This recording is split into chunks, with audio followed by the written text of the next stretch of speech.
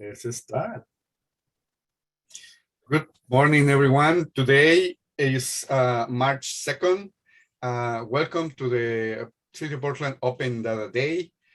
We are very pleased and happy to have like a really great set of guest speakers this morning, and also we're going to be sharing what some of our agencies are doing later with some recordings. So first of all, let me introduce Kathryn Helms.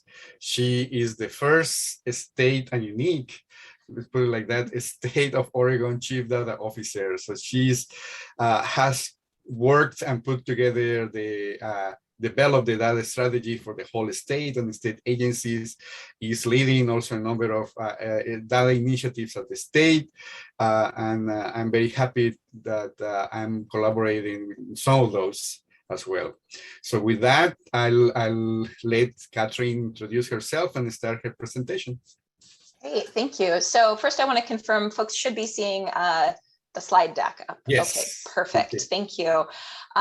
Well, welcome and thank you so much, folks, for choosing to spend part of your morning with me. As Hector said, I'm the Chief Data Officer for the state of Oregon. I joined in January of 2019. And I will say my background is slightly unique for being a Chief Data Officer. I think I'm the only state Chief Data Officer who comes from a background of archives, records management, and librarianship. So my master's degrees are actually in library and information science, and then I have another one in Latin American studies.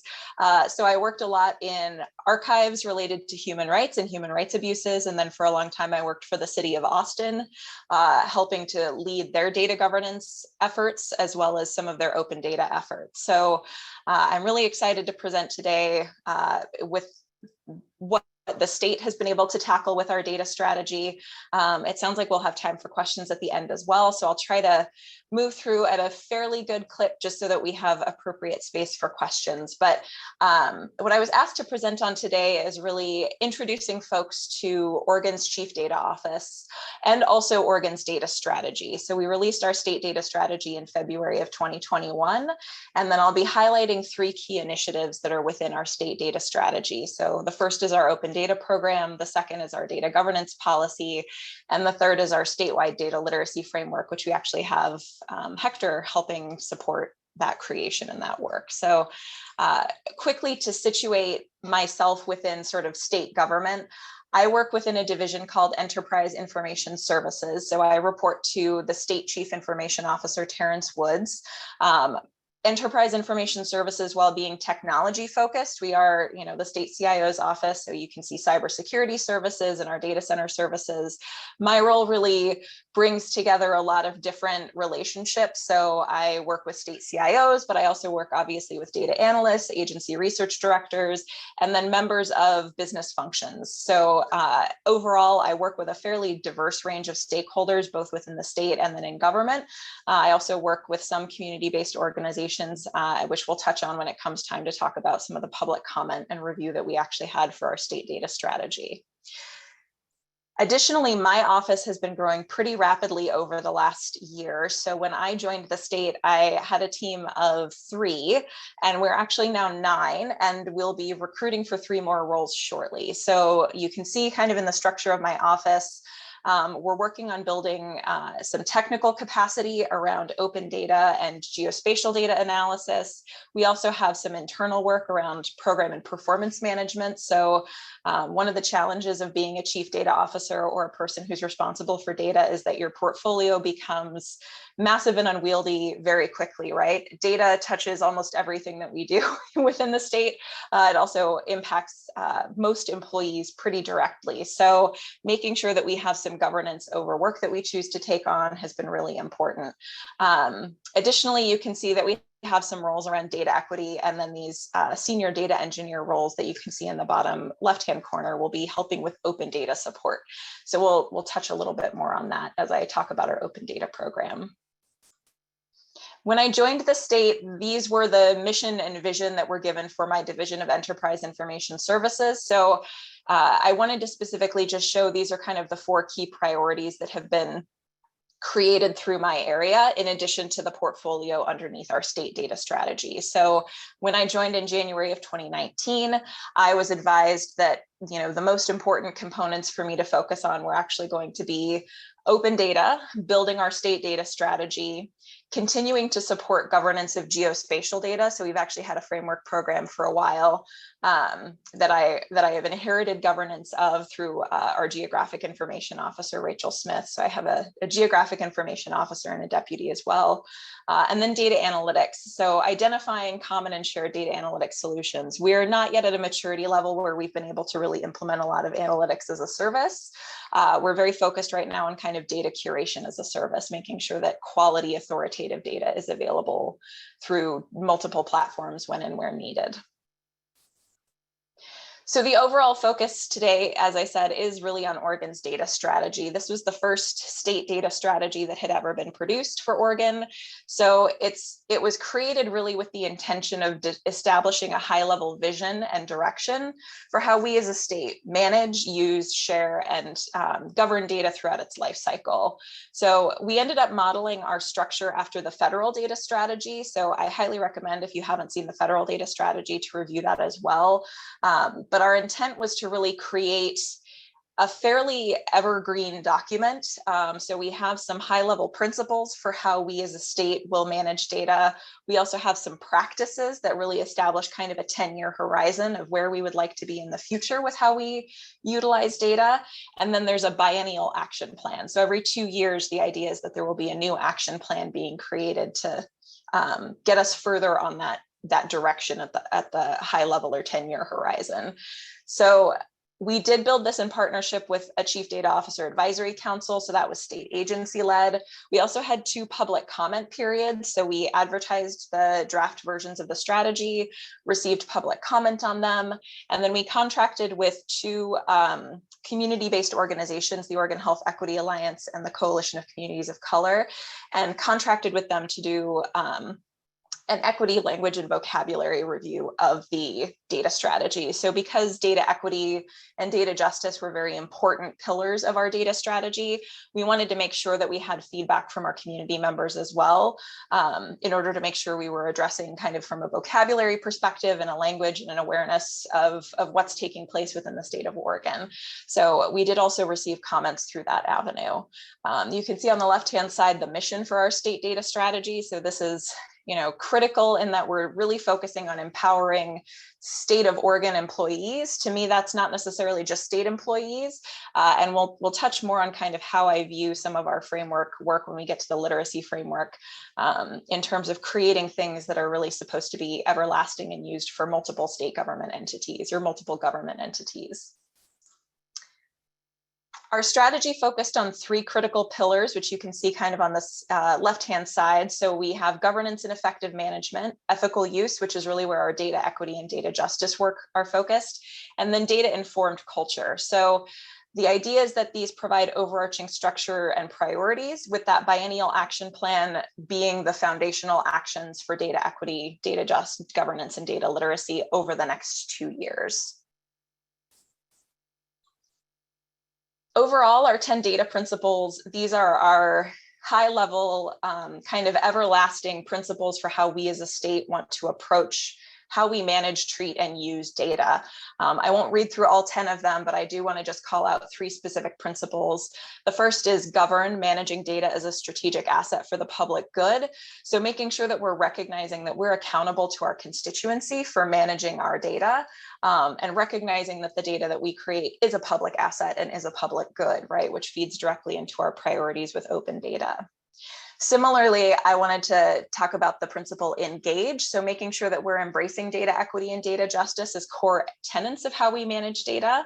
And then the show principle. So modeling transparency in our work. To me, that could be through open data. That could be transparent engagement with community and how we manage or engage in new data projects and initiatives, or seeking to build pathways for our constituencies to engage with us regarding data. So just as data literacy is really important from an analyst perspective or from an agency or entity perspective, I also think it's important that we put effort into educating our constituency about how our data is used, or how it might impact their lives. Oregon is a very young state when it comes to maturity, even a year into our strategy. We've taken longer to complete some elements than I thought. So specifically our data equity work has been taking a lot of time. I think it's taken time to build that vocabulary within the state. And we've moved more quickly in other areas such as open data. So as you can see, our goal, with our little marker is really to move from a reactive state to a managed state, with the data strategy providing that direction for how we might mature as an enterprise. So this is a maturity model that we've included in the open data or in the data strategy, really with the idea of setting that vision for where we'd like to be now and into the future. So the first piece that I wanted to talk about in terms of our open data or our data strategy portfolio is our open data program. So it is a critical component of our state data strategy, both because it helps us build foundational governance. You can see that we're building our first enterprise data inventory and establishing requirements for agencies to publish open data. We've had an open data portal since about 2010, but there hasn't ever been an open data mandate. So with the creation of my position came a new mandate for agencies to begin publishing open data in accordance with prioritization that they establish. So this is also our first enterprise data inventory effort. We're actually going through this process right now in March. So agencies are submitting their first data inventories. We're hoping to publish the first data inventory in April of 22 as an open data set on data.oregon.gov. But really the intent is to move forward in our journey toward proactive transparency. While making data publicly available is not necessarily going to make it automatically more accessible, right? There's interpretation and guidance that we might need to provide. Appropriate metadata and context are always very important, especially when it comes to performing outreach to your constituency. But we're beginning our journey in leading state agencies toward being more responsive with their transparency efforts. And all of our open data resources can be found actually at the website linked here. And I know that Hector's also going to share the slide deck. But all of the materials produced for Oregon's open data program are publicly available. And I'll put some links in the chat after the presentation as well.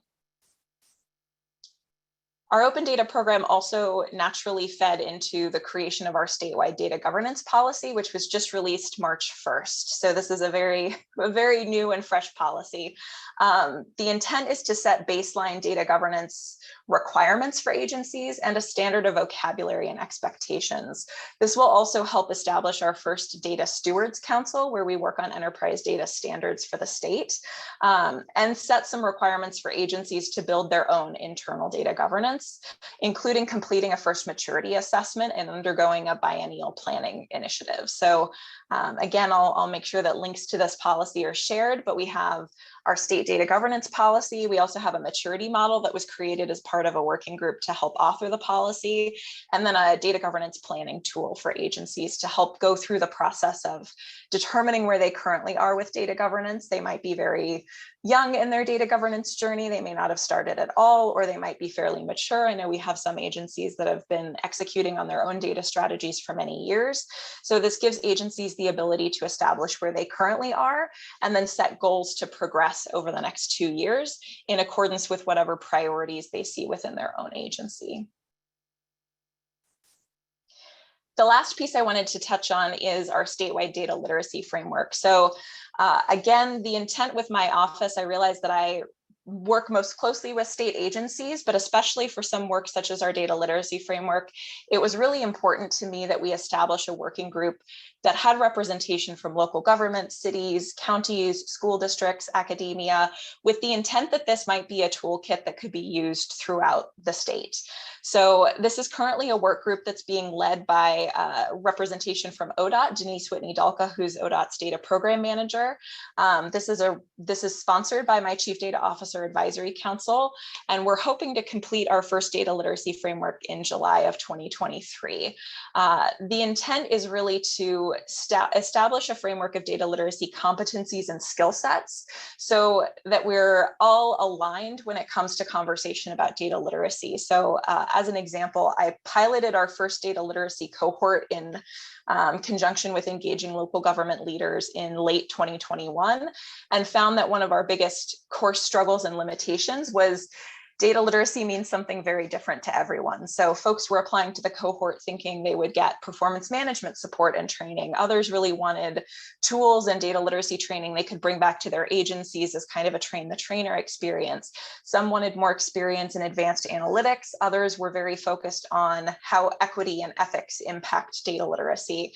So realizing that there's this diversity of dimensions to how data literacy exists within the state and exists within each of our roles, we're looking to create a framework that can help set some of these expectations based on maybe personas or competencies. So what you have here is just an illustrative example of what could possibly take place within the data governance framework. This is actually an example from Gartner, but I know the work group has also been amassing other sample data literacy frameworks as well. So I'm really looking forward to seeing what the final product looks like. But the intent is to really help crystallize some of those structures around data literacy. So understanding what an end user might need to know or understand is very different than what maybe an executive might need to understand with regards to data. So with that in mind, I'm happy to answer questions. I will stop sharing my screen, and then I'll also go ahead and put some links in the chat so that folks have access to our data strategy and our open data program. Thank you so much, Kathryn, for joining us this morning.